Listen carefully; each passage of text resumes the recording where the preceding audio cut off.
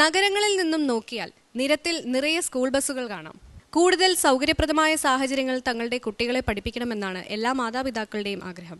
Government VHSS അമ്പലവയലിൽ ചില കുട്ടികൾ 8 kilometre സഞ്ചരിച്ചാണ് സ്കൂളുകളിലെത്തുന്നത്. കുട്ടികളുടെ നല്ല വിദ്യാഭ്യാസത്തിനായി യാത്രാ സൗകര്യം ഉൾപ്പെടെയുള്ള ഭൗതിക സാഹചര്യങ്ങളിൽ ശ്രദ്ധ പതിപ്പിക്കേണ്ടിയിരിക്കുന്നു. നമുക്ക് സ്വാഗതം ചെയ്യാം ഗവൺമെന്റ് VHSS അമ്പലവയലിനെ ഹരിത വിദ്യാലയത്തിന്റെ ഈ വേദിയിലേക്ക്.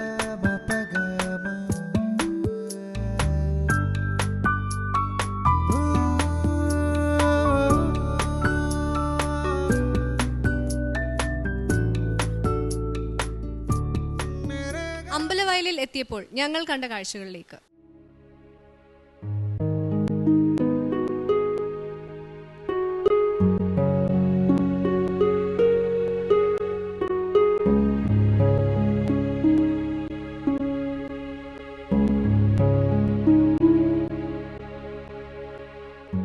ചരിത്രപ്രധാനമായ ഇടയ്ക്കൽ ഗുഹയ്ക്ക് സമീപമുള്ള അമ്പലവയൽ വൊക്കേഷണൽ ഹയർ സെക്കൻഡറി സ്കൂളിലാണ് നമ്മൾ ഇപ്പോൾ നിൽക്കുന്നത്.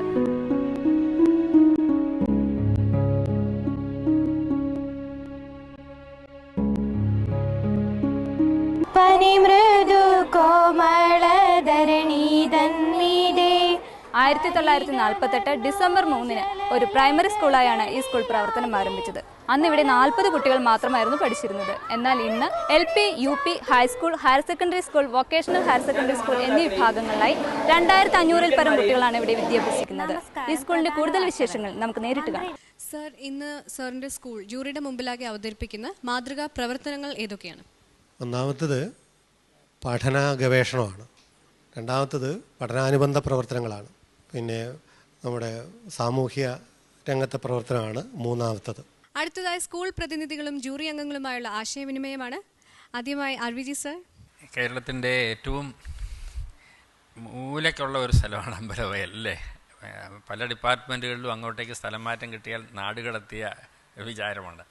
നിങ്ങളുടെ സ്കൂളിലെ അധ്യാപക തസ്തികകളെല്ലാം നിറയാണോ, ആളുകളുണ്ടോ, അത് ഒഴിഞ്ഞടക്കുകയാണോ? അധ്യാപകരുടെ 5 ഒഴിവുകളുണ്ട്.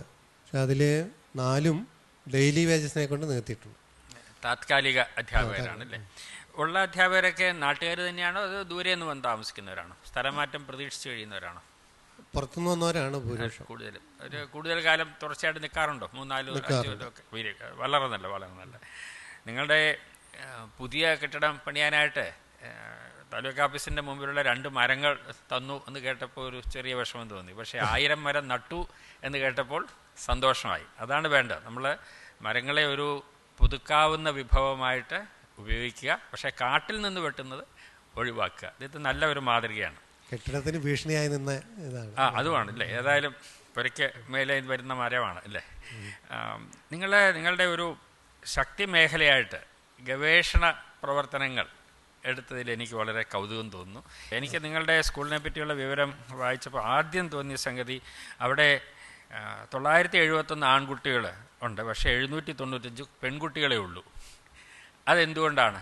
അവിടെ പെൺകുട്ടികൾ ആ പ്രദേശത്ത് കുറവായതുകൊണ്ടാണോ അതോ അവർ പഠിക്കാൻ വരാത്തതുകൊണ്ടാണോ? അതിനെപ്പറ്റി നിങ്ങൾ ഗവേഷണം നടത്തി നോക്കിയോ?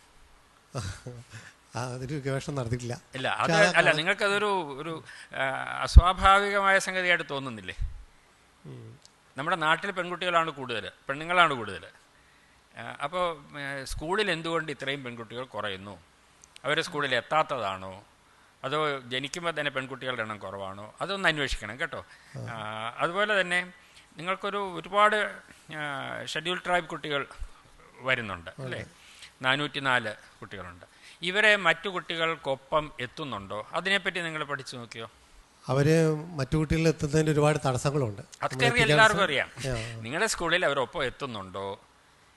ഇല്ല, പൂർണ്ണമായിട്ട് എത്തുന്നില്ല. അത് എത്തുന്നില്ല എന്ന് എങ്ങനെ തീരുമാനിച്ചു? അത് നിങ്ങളൊരു പഠനം നടത്തിയാണോ കണ്ടുപിടിച്ചത്? അവർ ഒന്ന് ഹാജർ നില കുറവായിരുന്നു. അതെ, അവരുടെ സ്വാഭാവികമായിട്ടും അവരുടെ വീട്ടിലെ ഭാഷയും സ്കൂളിലെ ഭാഷയും തമ്മിലുള്ള വ്യത്യാസമുണ്ട്. അതുകൊണ്ട് തുടക്കത്തിലേ വന്നു പോകുന്ന ഒരു പ്രധാനപ്പെട്ട സംഗതിയാണ്. അതെ, അവിടെയുള്ള പ്രശ്നങ്ങൾ പഠനക്കൂട്ടം കൊണ്ട് നിങ്ങൾക്ക് കൈകാര്യം ചെയ്യാൻ കഴിയുന്നൊരു ആത്മവിശ്വാസം ഉണ്ടായിരുന്നു. വേറെന്തെങ്കിലും ചെയ്യേണ്ടതായിട്ടുണ്ടോ? അങ്ങനെ ഒരു പരിശോധന അല്ലെ വിലയിരുത്തൽ നടത്തിയിട്ടുണ്ടോ? ഈ കുട്ടികളുടെ അന്തരീക്ഷത്തിനും ഈ പഠനക്കൂട്ടമാണ് ഒരു പരിഹാരം എന്നുള്ള രീതിയിൽ? ഒരേ ഒരു പരിഹാരമല്ല, പരിഹാരമാർഗങ്ങൾ. ഒന്ന് സ്കൂളിലെ കുട്ടികൾ വരണമെങ്കിൽ സ്കൂളിലെ പ്രവർത്തനം അവർക്ക് അവരുടെ മനസ്സിന് തൃപ്തികരമാണ്. കഴിഞ്ഞ ദിവസം പാല് കൊടുക്കുന്നുണ്ട്, മുട്ട കൊടുക്കുന്നുണ്ട്, ചോറ്, സാമ്പാർ, പ്രഭാത ഭക്ഷണം, ജില്ലാ പഞ്ചായത്തിൻ്റെ പ്രത്യേക പരിപാടി, ഇതെല്ലാം കൊടുത്തിട്ടും കുട്ടികൾ വരാൻ പഠിക്കുന്ന എന്തുകൊണ്ടെന്നുള്ളൊരു ചോദ്യം വന്നു. അപ്പോഴാണ് ക്ലാസ് റൂമിലെ പ്രവർത്തനങ്ങൾ കുട്ടികൾക്ക് ഹൃദ്യമാവണം. അവർക്ക് അവിടെ ഒരു പ്രത്യേക പരിഗണന കിട്ടുന്നു എന്ന് വന്നാൽ ആണ് അവർ വരിക. അതുകൊണ്ട് അധ്യാപകർ അവരോടുള്ള സമീപനം പരമാവധി സ്നേഹപൂർണ്ണമാക്കുക, അവർക്കൊരു അംഗീകാരം എല്ലാം കൊടുക്കുക. അങ്ങനെയാണെങ്കിൽ കുട്ടികളെ ആകർഷിക്കാൻ കഴിയുമെന്നാണ് നമ്മൾ കണ്ടിട്ടുള്ളത്. ആ രീതിയിൽ എന്ത് തീരുമാനമാണ് എടുത്തത്? അപ്പോൾ ഒന്ന് അധ്യാപകർ ക്ലാസ്സിൽ വടി കൊണ്ടുപോകരുത്, ഉപേക്ഷിക്കണമെന്ന്. കാരണം ഈ വടി കാണുമ്പോൾ ആദ്യം പുറത്താവണ ആൾ ഈ പിന്നോക്ക വിഭാഗത്തിൽ കിടന്ന കുട്ടികളാണ്. പിന്നെ അവരോട് സൗമ്യമായിട്ട് സ്നേഹത്തോടെ പെരുമാറുക. അവരുടെ മറ്റ് വിഭാഗത്തിൽപ്പെടുന്ന കുട്ടികളെ പോലെ നല്ല വൃത്തിയുള്ള രൂപത്തിലൊന്നും ആയിരിക്കില്ല വരുന്നുണ്ടാവുക. അപ്പോൾ അതെല്ലാം അവർക്ക് അപകർഷത ഉണ്ടാക്കുന്ന തരത്തിലേക്ക് കാര്യങ്ങൾ എത്തിക്കരുത്. അവരോട് മനുഷ്യക്കുട്ടികളോടൊന്നും പോലെ എന്ന് വെച്ചാൽ നല്ല രൂപത്തിൽ പെരുമാറണം എന്നുള്ള നിലയ്ക്ക്. ഇത് ഹെഡ് മാസ്റ്റർക്ക് മാത്രമാണോ, എല്ലാ ടീച്ചർമാരിലും ഈ ഒരു ചിന്താഗതി ഉണ്ടായിട്ടുണ്ടോ എന്ന് ഹെഡ് മാസ്റ്റർ തിരക്കിയിട്ടുണ്ടോ? എൻ്റെ റീഡിങ്ങിൽ ഇപ്പോൾ 100% ഒന്നും വരില്ല. കാരണം എന്ന് വെച്ചാൽ ഇതൊരു വലിയ ഒരു സ്ഥൂലശരീരമുള്ള ജന്തു നടക്കാനുള്ള പെട്ടെന്നുള്ള ടേണിങ് ഉണ്ടാകാനുള്ളൊരു പ്രയാസം ഉണ്ടാകുന്ന പോലെ നമുക്ക് ഈ ടീച്ചർ കമ്മ്യൂണിറ്റിനെ മൊത്തം മാറ്റിയെടുക്കണമെങ്കിൽ അതിന് ഒരു തുടർച്ചയായ പ്രയോഗം ആവശ്യമാണ്. അതുകൊണ്ട് നമ്മൾ ഈ വർഷം ആഗസ്റ്റിൽ ഒരു ടീച്ചേഴ്സിനെ തന്നെ വെച്ചുകൊണ്ടൊരു കൗൺസിലിംഗ് ക്ലാസ് സംഘടിപ്പിക്കണ്ടായി. എങ്ങനെ കുട്ടികളോട് ഇൻറ്ററാക്ട് ചെയ്യണം എന്നുള്ള നിലയ്ക്ക് അവരിലൊരു മാറ്റം വരുത്താനുള്ള ശ്രമം കുറേ ഫലിച്ചിട്ടുണ്ട്. ഇനി അത് തുടർന്ന് പോകണമെന്നാണ് ഉദ്ദേശിക്കുന്നത്. അമ്പലവയലിൽ പലതും കാണാൻ വേണ്ടിയിട്ട് ആളുകൾ പല ആവശ്യങ്ങൾക്കായിട്ട് ആളുകൾ വരുന്നുണ്ട് അല്ലേ? അപ്പോൾ ആൽവിൻ പറയൂ, എന്തൊക്കെയാണത്? പ്രധാനമായും വിനോദസഞ്ചാരത്തിനാണ് മറ്റ് വിദേശികൾ ഞങ്ങളുടെ നാട്ടിലേക്ക് എത്തുന്നത്. ഞങ്ങളുടെ പ്രദേശത്ത് ലോകപ്രസിദ്ധമായ ഒരു വിനോദസഞ്ചാര കേന്ദ്രമുണ്ട്, എടക്കൽ ഗുഹ എന്ന് പറയും. അത് കാണാൻ വേണ്ടിയാണ് വിദേശികൾ വരുന്നത്. പിന്നെ ഹെഡ് മാസ്റ്ററോട് ഒരു ചോദ്യം എന്താണെന്ന് വെച്ചാൽ, നിങ്ങൾക്ക് ദിവസവും അസംബ്ലി ഉണ്ടോ? ഇല്ല, ആഴ്ചയിൽ 2 ദിവസമായിരുന്നു. ഇപ്പോൾ നമ്മളൊരു 3 ദിവസമായിട്ട് കൂട്ടിയിട്ടുണ്ട്. തിങ്കൾ ബുധനാണ് ഉണ്ടായിരുന്നു. ഇപ്പോൾ വെള്ളിയും കൂടെ നമ്മൾ സംയുക്ത അസംബ്ലി ചേരാൻ വേണ്ടിയിട്ട് തീരുമാനിച്ചു. അപ്പോൾ 3 ദിവസമാണ് അസംബ്ലി. എത്ര സമയം നീണ്ടു നിൽക്കും അസംബ്ലി? അസംബ്ലി ഒരു 15-20 മിനിറ്റ് ഒക്കെ വരും. അപ്പോൾ നിങ്ങൾ ഇപ്പോൾ പറഞ്ഞിരിക്കുന്നത് ക്ലാസ്സിൽ ഉത്തരങ്ങൾ എഴുതി പെട്ടിയിലിട്ടാൽ അതിൽ ശരി ഉത്തരം എഴുതിയ ആളുകളെ അസംബ്ലിയിൽ കൊണ്ടുവന്ന് അഭിനന്ദിക്കുന്നു. അപ്പോൾ എൻ്റെ ഒരു ചെറിയ ഒരു ധാരണ വെച്ചിട്ട് പറഞ്ഞാൽ അങ്ങനെയാണെങ്കിൽ ഒരു ദിവസം മുഴുവൻ അസംബ്ലി ഉണ്ടാവുമോ? അത് അംശങ്ങളുടെ എണ്ണം ഒത്തിരിയാണ്. ആരും ഉത്തരം എഴുതുന്നില്ലേ എന്നാണ് എന്താ ഞങ്ങൾ മനസ്സിലാക്കേണ്ടത്? ഒരു 2-3 ചോദ്യത്തിനപ്പുറം ഒന്നും മറുപടി പറയാൻ പറ്റും. അങ്ങനെയാണ്. ഇങ്ങനത്തെ ഒക്കെ എഴുതുമ്പോൾ അതിൽ കുറച്ച് ലോജിക്ക് കൂടി പരിഗണിക്കണം.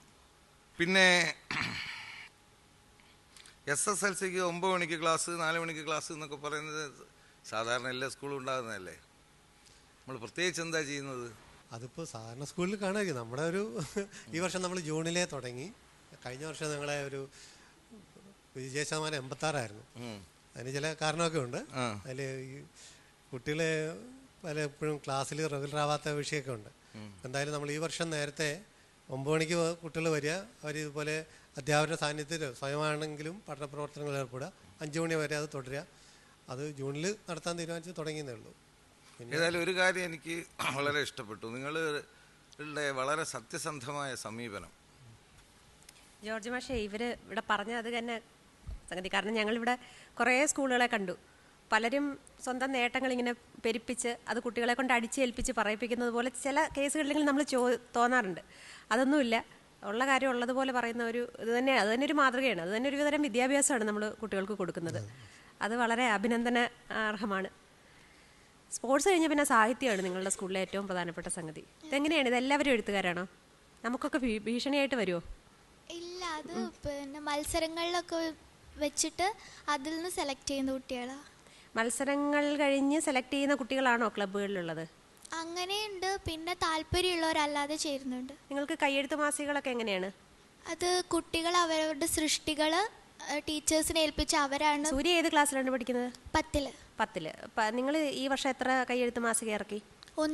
1 ഏത് സ്കൂൾ തുറന്നപ്പോഴോ അതോ ഓണം അങ്ങനെ എങ്ങനെയാ അതിൻ്റെ? സ്കൂൾ തുറന്ന സമയത്ത്. സ്കൂൾ തുറന്ന ജൂൺ മാസത്തിലാണ് ഇറക്കിയത്. 1 മാസം കൊണ്ട് ഇറക്കിയ മാസികയാണോ? അപ്പോൾ ആ മാസികയിൽ എത്ര കുട്ടികൾ പങ്കെടുത്തു? ഞങ്ങൾ ക്ലാസ് ബേസാണ് തയ്യാറാക്കിയത്. ഞങ്ങൾ ക്ലാസ്സിലെ എല്ലാ കുട്ടികളും എഴുതി. എന്തായിരുന്നു സൂര്യ എഴുതിയത്? ഞാനൊരു കവിത. സ്വന്തം കവിത ഓർമ്മയുണ്ടോ? 2 വരി ചൊല്ലാമോ? അമ്പലവയലെന്ന കാർഷിക ഗ്രാമത്തിലുണ്ടായി പണ്ടൊരു വിദ്യാലയം. Very good. നല്ല തുടക്കം. വിദ്യാഭ്യാസത്തിൻ്റെ ഏറ്റവും പ്രധാനപ്പെട്ട ധർമ്മം എന്താണ് എന്ന് ഞാൻ നിങ്ങളുടെ സാറിനോട് തന്നെ ഒന്ന് ചോദിക്കട്ടെ. വിദ്യാഭ്യാസം കൊണ്ട് ഒരു കുട്ടിയെ സംബന്ധിച്ച് ഒരു നല്ല പൗരനായി മാറലാണ്. വിദ്യാഭ്യാസം നടത്തുന്നവരെ സംബന്ധിച്ച് നല്ല ഘടകങ്ങളുടെ നിലനിർത്തലും മോശമായ കാര്യങ്ങൾ മാറ്റി തീർക്കലുമാണ്. ഞാൻ നഷ്ടപ്പെട്ടെ, വളരെ ശരിയാണത്. അവിടെ തന്നെ അറിവ് പകർന്നു കൊടുക്കുക, അതാണ് ഒരു അധ്യാപകൻ്റെ ഏറ്റവും പ്രഥമവും പ്രധാനവുമായ കർത്തവ്യം. അറിവ് പകർന്ന് കൊടുക്കുക എന്നുള്ളതാണ്. ഈ ലോകത്തിൽ അറിവിനെ പോലെ വില പിടിച്ചതായി മറ്റൊന്നും തന്നെയില്ല. ഈ കായിക രംഗത്തിൽ എന്തുകൊണ്ടാണ് ഇത്ര നിങ്ങളൊന്നും നിശബ്ദമായിട്ടിരിക്കുന്നത്? അത് ഏതെല്ലാം രംഗങ്ങളിലാണ് കുട്ടികൾക്ക് വേണ്ട പരിശീലനം നൽകുന്നത്, ഇങ്ങനെയൊക്കെ പങ്കുകൊള്ളുന്നു, അതിനെക്കുറിച്ച് ഒന്നും പറയുന്നില്ല.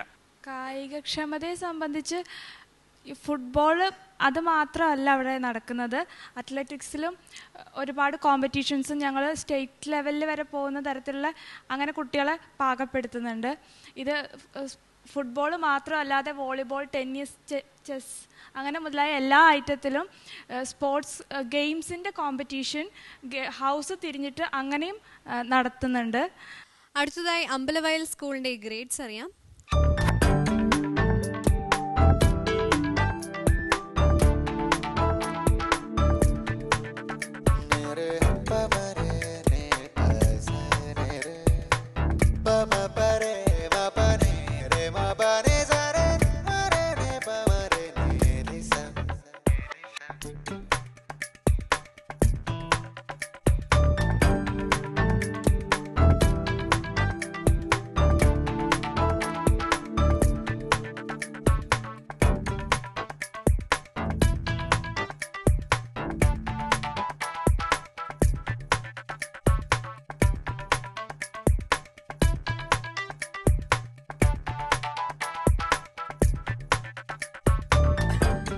അമ്പലവയൽ സ്കൂളിന് ജഡ്ജസ് നൽകിയിരിക്കുന്ന സ്കോർ 81 out of 100.